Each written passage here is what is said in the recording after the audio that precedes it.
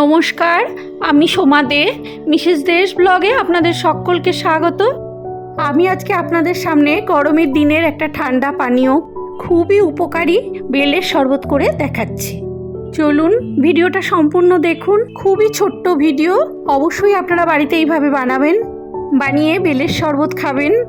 ভিডিওটি যদি ভালো লাগে লাইক, শেয়ার, কমেন্ট করবেন। আমার চ্যানেলটিকে যদি সাবস্ক্রাইব না করে থাকেন তাহলে অবশ্যই সাবস্ক্রাইব করে দেবেন। চলুন তাহলে ভিডিওটা দেখতে থাকুন। বেলের শরবত বানানোর জন্য একদম গাছ পাকা বেল নিয়েছি। বেলটাকে প্রথমে ফাটিয়ে নেওয়া হচ্ছে। একটা বেলের সাথে আরেকটা বেল বেশ জোরে করে বাড়ি দিয়ে ফাটিয়ে নেওয়া হলো। এই কাজটা আমার কর্তা করে দিল, বেলটা ফাটিয়ে দিল। আপনারা অবশ্যই মাটিতে বাড়ি দিয়েও ফাটিয়ে নিতে পারেন, বা যে শিলের যে নোড়া আছে সেই নোড়া দিয়ে একটু বাড়ি দিলেও ফেটে যায়।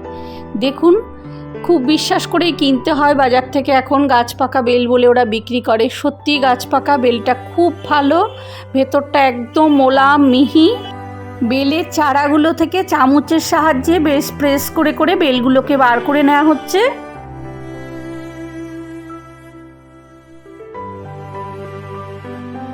এবার এই বেলগুলোর মধ্যে বেশ খানিকটা জল মিশিয়ে খুব ভালো করে চটকে নেওয়া হচ্ছে।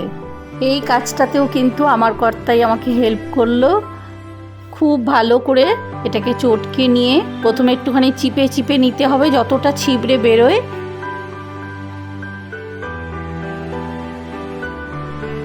এবার এইরকম একটা বড় সাইজের চালনির মাধ্যমে বেলটাকে আস্তে আস্তে করে ছেঁকে নিতে হবে। প্রথমে যে বেলের যে আঁশগুলো ছিল ওইগুলো হাত দিয়ে চিপে চিপে বেলের আঁশ আর কিছু বিচি ফেলে দেওয়া হলো চিপে চিপে। এইবার বাদবাকিটা আমি এই বড় একটা জালের সাহায্যে এটাকে ছেঁকে নিচ্ছি। এইভাবে আস্তে আস্তে চটকানো বেলগুলো জালতির ওপর দিয়ে হাত দিয়ে বা চামচ দিয়ে প্রেস করে করে নিচে দেখুন পাল্পগুলো বেরিয়েছে বেলের সব। এইভাবে পুরো বেলটার পাল্পগুলো বার করে নিতে হবে। প্রয়োজনে অল্প একটু একটু ছাঁকনির ওপরে জল দিয়ে নেবেন, কারণ জল তো লাগবেই পরে, তাহলে তাড়াতাড়ি হয়ে যাবে। একটু আঁশ নেই, দেখুন কি স্মুথ একটা বেলের পাল্প বেরিয়েছে। এবার আমি শরবতটা বানাবো। এই দইয়ের হাঁড়িটায় 1 কেজি মতো টক দই আছে। এর থেকে 500 গ্রামের একটু বেশি বেশি দই আমি নিয়ে মিক্সিতে খুব ভালো করে ফেটিয়ে তারপরে মেশাবো। আপনারা যদি চিনি দিয়ে শরবত করেন তাহলে এই সময়ে দইয়ের সাথে চিনি আর বিট নুন একসাথে দিয়ে ফেটিয়ে নিতে পারেন। দইটা ফেটানো হয়ে গেছে। এর মধ্যে আমি এবার বেলটার মধ্যে একটু বিট নুন দিলাম, ছোট চামচের 1 চামচ বিট নুন। আর এবার তার মধ্যে এই ফেটানো দইটা মিশিয়ে দিলাম। দই সবসময় মিক্সিতে দিয়ে ফেটিয়ে নিলে বেশ পাতলা হয়ে যায়। দই আর বেলের পাল্পটা খুব ভালো করে মিশিয়ে নিলাম বিট নুন দিয়ে। এবার আমি এর মধ্যে কিন্তু চিনি দেব না, আখের গুড় দেব। খুবই পেটের জন্য ঠান্ডা আখের গুড়টা, আর খাওয়াও কোনো অপকার নয়, বরঞ্চ উপকার। আখের গুড়ে অনেক গুণাগুণ আছে। আমি আখের গুড়টাও মিক্সির মধ্যে দিয়ে একটু জল দিয়ে নিলাম। এর মধ্যে একদম বড় চামচে 3 চামচ আখের গুড় দিলাম, আর একটু জল দিয়ে এটাকে মিক্সিতে গুঁড়িয়ে নিলাম। এবার আখের গুড়টা ছেঁকনির সাহায্যে একটু ছেঁকে নিলাম, নিয়ে দই আর বেলের যে মিশ্রণটা ছিল তার মধ্যে আমি দিয়ে দিলাম। খুব ভালো করে এবার মিশিয়ে নিচ্ছি। আপনারা এই যে দই দিয়ে আমি করলাম, আপনারা এই দইয়ের জায়গায় দুধ দিয়েও করতে পারেন।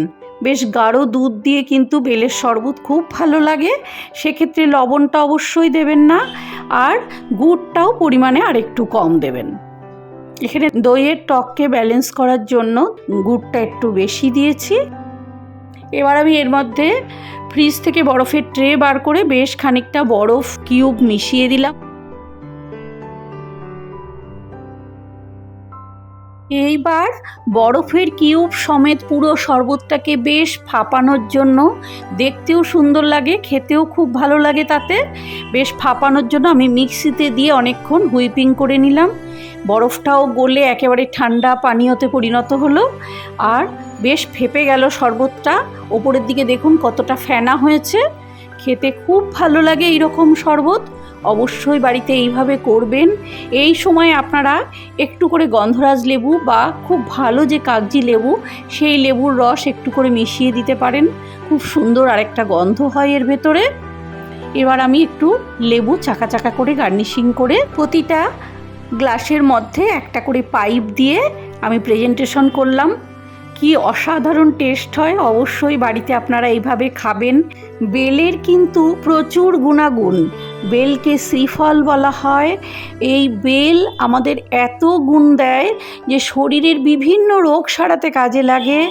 যাদের কনস্টিপেশন তারা তো অবশ্যই বেল খাবে নিয়মিত।